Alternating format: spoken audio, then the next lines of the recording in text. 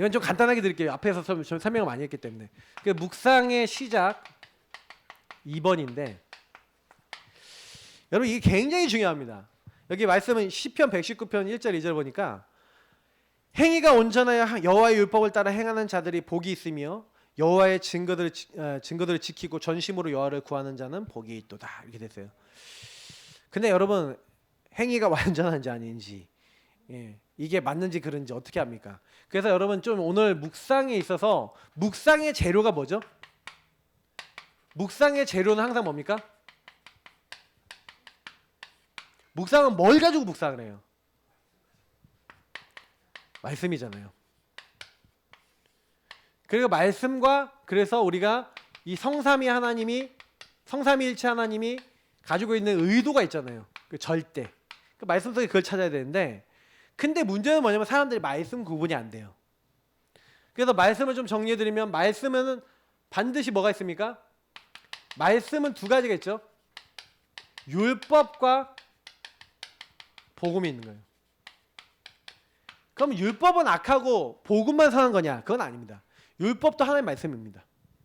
근데 율법은 뭐냐면은 보세요. 그러므로 율법의 행위로 그의 앞에서 의롭다 하심을 입을 얻을 육체가 없나니 율법으로는 죄를 깨달음이라. 이렇게 됐죠? 율법의 목적은 뭐냐면요. 죄인됨을 알게 하기 위해서요. 그러니까 기준이죠. 그래서 죄인됨을 알게 해서 죄인은 뭐가 필요해요?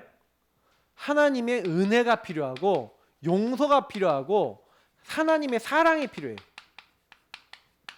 그래서 죄인된 사람이 죄를 깨닫고 하나님께로 인도하는 뭐가 된다고요? 여기 보니까 초등교사, 옛날에는 몽학선생이 되어 있는데 갈라디아서 3장 24절 보니까 우리를 그리스도께로 인도하는 초등교사가 된다고요. 뭐가요? 율법이. 그래서 여러분 꼭 기억하셔야 되는 게 뭐냐면 율법은요.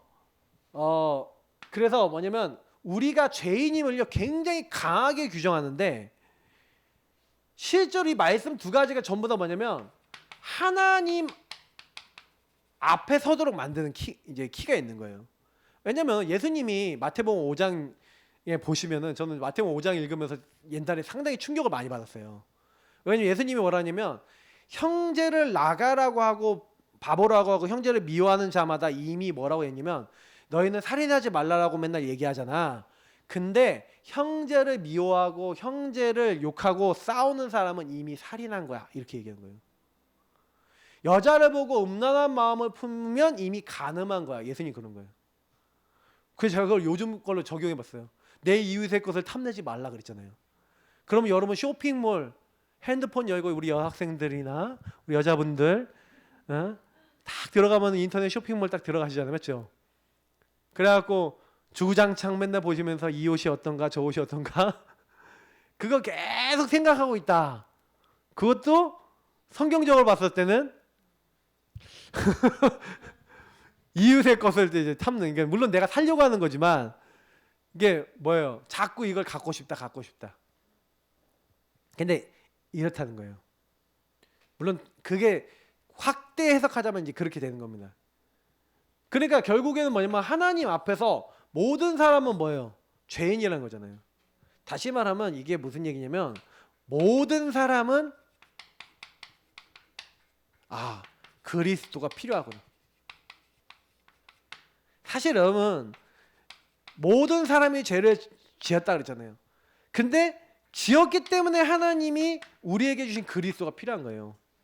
그렇기 때문에 여러분 굉장히 많은 생각을 해보셔야 되는 게 뭐냐면은 하나님이 율법을 주신 이유가 나오죠.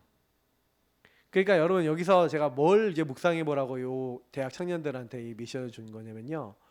사람을 볼 때 율법이 있잖아요. 율이 강하신 분 있잖아요. 그러면 여기 계신 분도 율이 강하신 분도 있어요.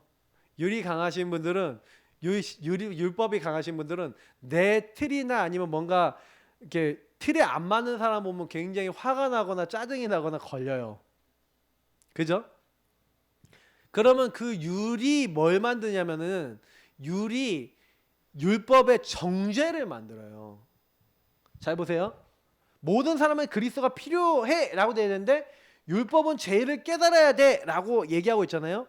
근데 우리가요 묵상을 딱 하고 아니면 저 사람 복음을 딱 적용해야 되는데 잘 생각해 보시면 복음이 적용되고 있어요. 율법주의가 적용되고 있어요. 자, 지금 제가 얘기하는 걸 잘 보셔야 돼요. 요런 걸 구분을 못 하는데 복음 적용이 되겠습니까? 내가 이게 율법주의구나. 여러분 이거 진짜 잘 보셔야 돼요. 그럼 만약에 여러분 누굴 보고 막 정죄가 되고 막 밉고 막 이렇다. 그러면 여러분 상태에 아직도 뭐예요? 율법주의와 율법에 대한 정죄가 굉장히 많은 거예요. 그러면 그거를 가지고 빨리 어디로 가셔야 돼요? 여러분 그러니까 제가 이걸 발견하라고 미리 말씀을 드리는 거예요. 여러분 안에 누군가 정죄가 되고 막 비판이 되고 막 용서가 안 되고 막 판단이 된다는 거는 뭐냐면 여러분 안에 이미 복음이 아니기 때문에 평안과 안식이 내 안에 있을까요, 없을까요? 내 안에 없어요. 내 안은 뭐예요? 지옥 같은 거예요. 그래서 말씀이 묵상이 안 되고 특히 이 말씀에 대해서 정확하게 구분이 안 돼 있는 분들은요, 묵상을 하더라도요, 어느 날은 율법 됐다가 어느 날은 복음 됐다가 어느 날은 신비 됐다가 왔다리 갔다리 하고 산다니까요.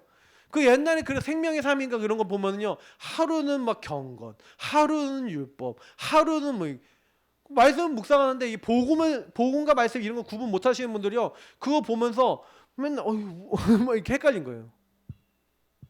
그분들이 말씀을 묵상해서 어찌든 하나님 말씀을 따라 살아보겠다고 맨날 그 책자 사갖고 보고 그러는데 묵상이 되는 게 아니라 헷갈려지는 거예요. 그러니까 여러분 성경에 보면은 성경에 막 이상한 짓 하는 사람들 막 나오잖아요. 막 이상한 행동하고 막 이상한 말하고 막 이렇게. 그러면 막 그 사람들 막 심판받아서 막 멸망받잖아요. 말만 받으면 아이 꼴 좋다, 잘 됐다. 응? 그러길래 그렇게 살지 말았어야지. 근데 우리 안에 이렇게 각인이 많이 돼 있다니까요. 그래서 다윗이 어떻게 했어요 그때? 다윗은 어떻게 이게 편집 설계 디자인 됐죠? 사울왕을 볼 때 어떻게 해요? 막 울잖아요. 사울왕 죽었을 때. 마음속으로 이 꽃이다 그랬을지 모르겠는데 그건 성경에 안 나와 있으니까. 근데 저는요 다윗이요 진심으로 그 사울왕을 보고 하나님께 기도했다 생각해요. 안 그러면요 사울왕 죽이자 그러면 사람들 여론을 듣고 바로 죽였다니까. 근데 말씀으로 딱 편집돼 있으니까 딱 어떻게 돼요?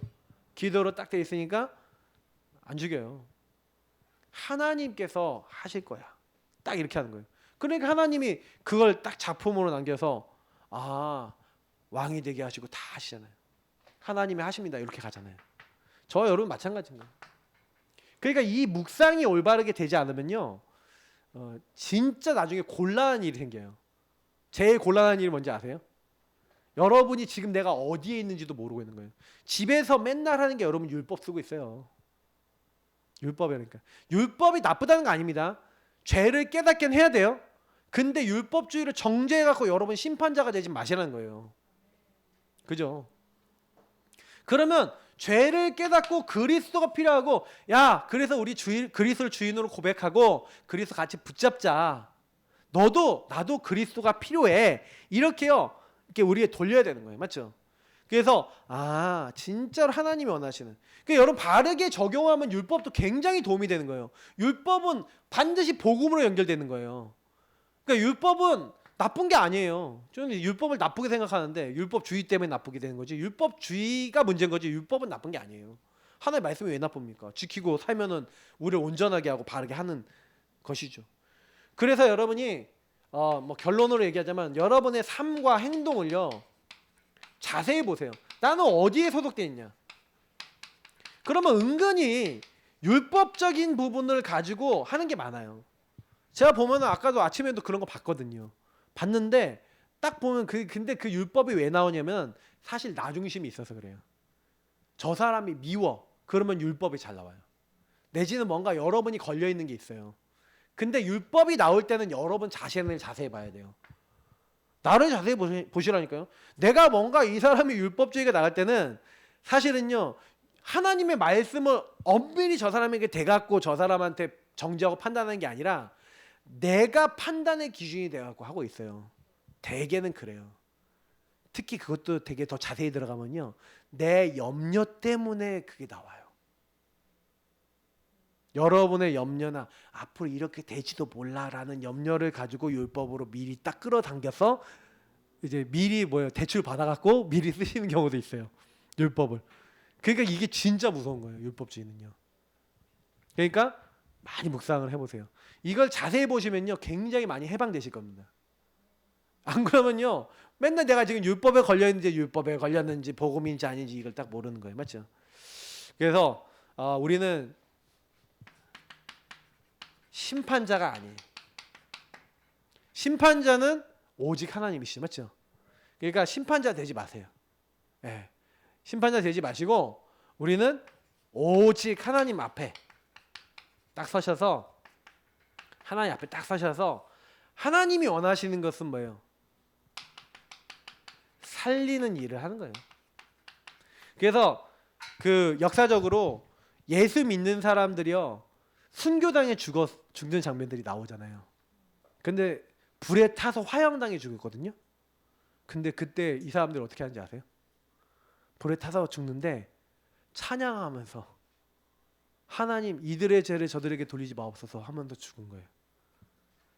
로마에서 이게 엄청나게 열 황제를 통해서 엄청 핍박받았잖아요. 그러니까 로마 사람들이 그걸 보고 충격을 받아요. 쟤네들이 믿는 저건 뭔데? 어떻게 저렇게 죽을 수가 있지? 겉으로는 말 안 해요. 아무도 말 안 해요. 근데 속으로는요, 충격을 다 받은 거예요. 로마가 왜 뒤집혔는지를 아셔야 돼요. 그 핍박 속에 오히려 하나님의 살아계신 역사들이 많이 일어났어요. 저는 그런 것들을, 그래서 우리가 진짜 이 하나님 앞에서 살리는 일, 예. 근데 이거는 우리 힘으로 할 수가 없어요. 성령의 역사로만 가능합니다. 그래서 여러분이 항상 기도하셔야 됩니다. 성령 인도 받기 위해서. 성령이 역사하시도록. 그러면 이렇게 묵상하시면 율법에 여러분이 묶였던 데서 해방되시고, 또 이렇게 잘 구분 못하는 분들에게 또 답을 주고 힘을 줄 줄 믿습니다. 우리 기도하겠습니다. 하나님 감사합니다. 오늘 대학 청년 메시지와 또 우리 2부 메시지 같이 전달하였는데, 이 말씀들을 기억하고 어떤 자리 어떤 상황이 있든지 간에 하나님을 누리고 복음을 누리며 많은 사람을 살릴 수밖에 없는 참된 전도자로 우리 모든 성도님들 다 쓰임받을 수 있도록 하나님 은혜와 세임을 더하여 주옵소서. 오늘 이 말씀을 기억하면서 한 주간에도 어떤 일이 있든 간에 하나님 앞에 서는 시간을 더 많이 갖게 하시고 말씀을 더 가까이 하게 하시며 찬양하게 하시고 주님을 기뻐하며 주님을 높이는 모든 우리 성도님들 되어질 수 있도록 이번 한 주를 최고로 또 은혜 받는 한 주가 될 수 있도록 붙잡아 주옵소서. 감사 영광을 돌리며 주 예수 그리스도의 이름으로 기도합나이다. 아멘. 네, 우리 헌금하실 때